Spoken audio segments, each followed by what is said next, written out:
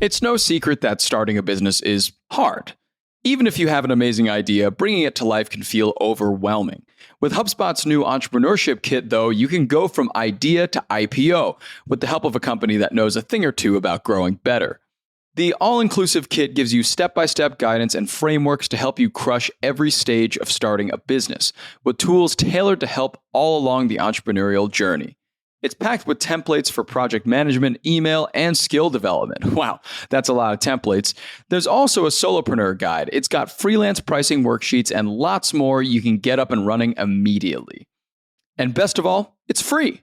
With expert guidance and frameworks from HubSpot, starting a business doesn't have to be so hard. So don't wait to start yours. Go to HubSpot.com/ENT to download the guide right now. Good morning, everyone, and welcome to Thursday, August 29th. I'm John Weigell here with Juliet, Bennett, and this is the Hustle Daily Show.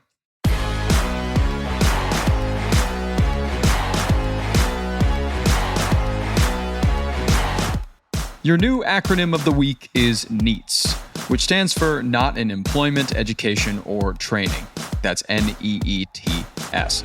Young people in the US are increasingly falling into this NEET category and are being referred to as, quote, disconnected youth in a study by the Federal Reserve Bank of St. Louis. So why are these youths disconnected more than ever, and why is finding a job so difficult right now? We'll chat about that in a bit, but first let's give you the hits and headlines today in business and tech. First up, Lego plans to fully replace its oil-based brick-making process with renewable, recycled plastics by 2032. The toy maker will initially be paying up to 70% more for its raw plastic. Good on Lego for being a little more sustainable.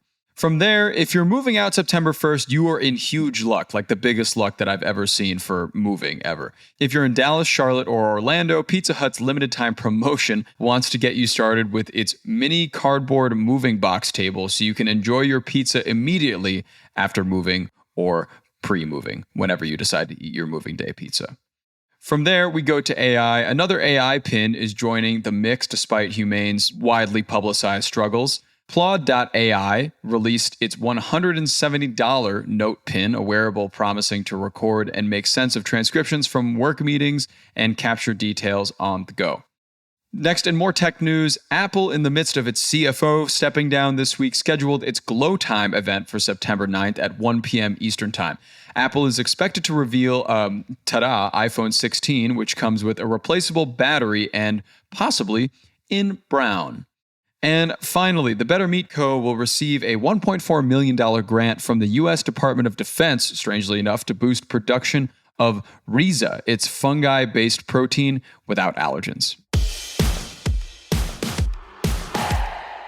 Okay, on to the main story today. Earlier, I briefly mentioned NEETs, an acronym that stands for Not in Employment, Education, or Training. It seems like a lot of young people are falling into that category today more than ever. So, Juliet, can you tell me a bit more about the amount of NEETs we're looking at here? Apparently, according to the Federal Reserve Bank of St. Louis, NEETs account for about 16% of youth 18 to 24 years old in the United States.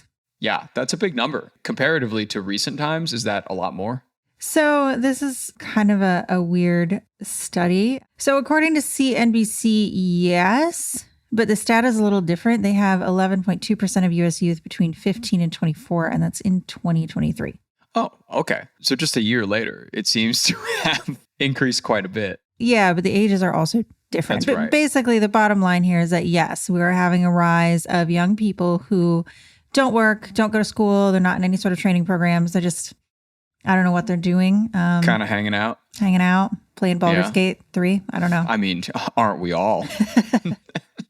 But for that segment of the population, what's the issue? We're looking at, I guess, a why question here. Why so many young people between the ages of 14 or 18 and 24 are disconnected or not interested in getting into the workforce or training? Well, this is what is interesting to me. It seems like some of them want to, but can't, and some of them are just really discouraged. The barriers mentioned in the report are that a lot of these people have weak job networks. They just don't know people to connect them to employment. They can't find employment. And then there are other barriers a lot of them have. So more of them are in rural areas than in metro areas, which makes sense because, there are fewer jobs in rural areas.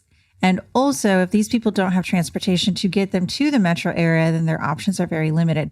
I mean, we're calling them youths, but 18 to 24, some of them have kids and they don't have anyone to watch those kids, or they can't find or afford childcare. Some of them have disabilities that are not being accommodated by the jobs that are available to them. A lot of them do not have an education beyond a high school diploma, and they're finding that they're not qualified for a lot of jobs. They're more likely to be these disconnected youth if they obviously, as I said, live in rural areas, but also if they come from families with incomes below $50,000. This is also disproportionately affecting youth of color. Mm-hmm, mm-hmm. And I guess something that I've been thinking about with this whole situation is the idea of remote work in this situation, where it's a good thing and also it's a bad thing, it seems, because it's a good thing because you can work from anywhere, but it's a bad thing when you're trying to enter the workforce and you've never met anybody in person or been able to network in person for a remote job. So it must be really tough. Like, I mean, I've applied to like 50,000 jobs on Indeed when I was first starting my career and obviously heard back from 0 of them. So it must be pretty difficult to start a career at that stage, especially in a rural environment like this. Right. And this is another point, which is that this is affecting both blue collar and white collar jobs. CNBC also pointed out that a lot of the jobs that young men seek out in construction, manufacturing, those are on the decline. And then even job seekers who have the higher qualifications, who may have college degrees, I think that's where you'll find a lot of remote work are like jobs that you would typically go into an office to do. They're struggling because companies are aggressively holding on to the talent they do have and they're not hiring anymore. So there's just fewer jobs available across the board. And then also there are these barriers to employment that a lot of people are facing in an economy where you have these really high costs of living. So you might say, why doesn't the person that lives in the rural area move to a place where they can have more opportunities? Well, they can't afford it. Right. They can't afford the move. And even if they do move, they have to look for those opportunities and, pay money for rent while they look for those opportunities. So it's really not good. But is this just like a US centric problem, or do we see this in other countries nearby and far away? Lots of countries. I mean, you can find reports on this occurring in Africa, in South Korea, in China. If you think NEETs is a weird term, in China, they're calling them rotten-tailed kids. Oh, that's positive of them to do. It apparently relates to like rotten-tail buildings, which are like these unfinished buildings, rotten-tail buildings. They're unfinished. In China, they don't have electricity. They don't have running water. Okay. So, yeah. I thought it was going to be less insulting as you kept going, but it just became more as we continued. No, I would like to know more about that. But in the meantime, I will take the term NEET, I suppose, over rotten-tailed kid. And even in Canada, our neighbors to the north, Justin Trudeau recently wrote in a post on X that he was promising to reduce the number of low-wage foreign temp workers in Canada, saying now is the time for our businesses to invest in Canadian workers and youth because they're also having problems. Youth unemployment in Canada was at 13.5% in June, its highest level since 2014, not, of course, including the pandemic when pretty much none of us, except for those remote workers, were able to go to work. So it is a global problem. So it's happening everywhere, but what can be done about it / what is already being done about it, if anything? This is what is so interesting to me is that when I looked at the CNBC article, there was a talent acquisition expert who was kind of placing the onus on the youth. They were like, yeah, be more aggressive about networking, reach out, remain open to lower positions because they might pay off in the future. Yeah, amazing. And it's like, I don't know. I feel like this generation is not the first generation to have to deal with such a problem, as any millennial who graduated into the recession knows very well. Yeah. You're qualified, you're ready to work, you want to work, there's nothing. Right. And if there is something, it's not within your field. I'm sure I'm not the only millennial who was working in bars and restaurants with a college degree because they could not find a job in their field, which isn't to say that you can't have a great life working in a bar or a restaurant. I would go back to bartending. I loved it. But it's like, you're kind of being asked to take these jobs that maybe don't give you enough hours, the pay isn't high enough, and certainly insurance becomes a problem in many of these positions. Sure. And then when you take those kind of jobs and you spend your time there and you're not building wealth, well, that's kind of where we are today with my generation. And now we're asking the younger one to do, I guess, the same thing. Yeah.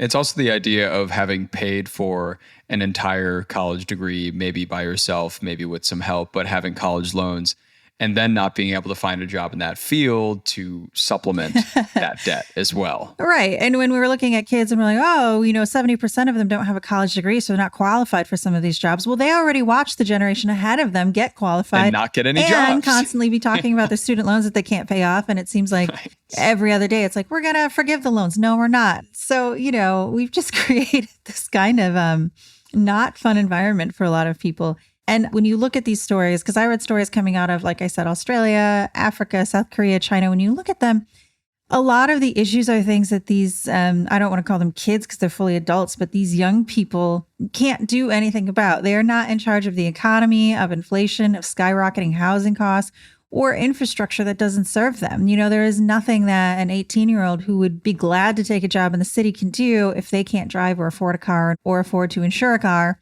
And they don't have a bus, or the only bus comes, once an hour. It's just, there are a lot of things that people can't change. And I think these are policies, these higher up policies that need to change for them.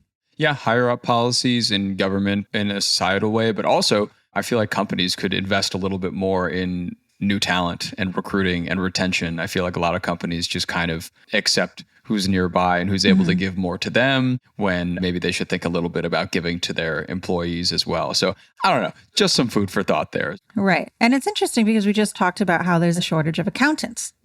Right. Because kids these days don't want to go to accounting school because they have to be in it forever and it's long hours, and then they get out and they get a job that doesn't pay a lot and still has long hours. And, people talk about it being boring. I think the only example of an accountant I know who's not seen as boring is that time Ben Affleck was in a movie called The Accountant, where he was like an accountant for the mob or something. Oh, yeah. That was pretty cool. Nobody's ever like, yeah, it's just as cool as being an astronaut. So, you've got all these perceptions about accounting. And in that story, people were saying, what can we do to attract more people to accounting? And it was like, I don't know, pay them more and make it less hard to get these curriculum hours. And I think that's kind of going to end up being broadly what needs to happen here is, if you can't afford to live in the same city as your job, if you can't afford to get to your job, then why have that job? Why have the job? Exactly.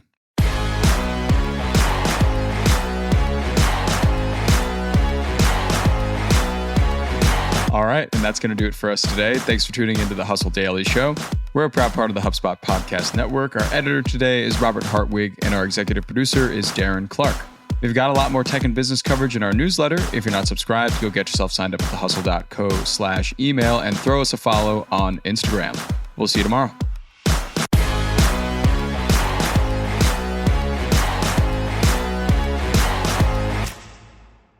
Hey everybody, I've been listening to this awesome podcast lately called Entrepreneurs on Fire. It's hosted by John Lee Dumas, and it's available right now on the HubSpot Podcast Network. Entrepreneurs on Fire stokes inspiration and shares strategies to fire up your entrepreneurial journey and create the life that you've always dreamed of. It offers lots of energy, value, consistency, and it's for anybody who wants to learn more about entrepreneurship. It's super fast-paced and packed with valuable stories about entrepreneurs, their aha moments, their failures, and everything to what's working for them today. Recently, he had on this guest, Ashley Stahl, who talked all about her job at the Pentagon and how she evolved into becoming a top 100 TEDx speaker. She talks about evolving your brand from the ground up, leaning into the skills that you already have to build your brand, and also creating virality. It's a great listen. You should check it out. And you can listen to Entrepreneurs on Fire wherever you get your podcasts.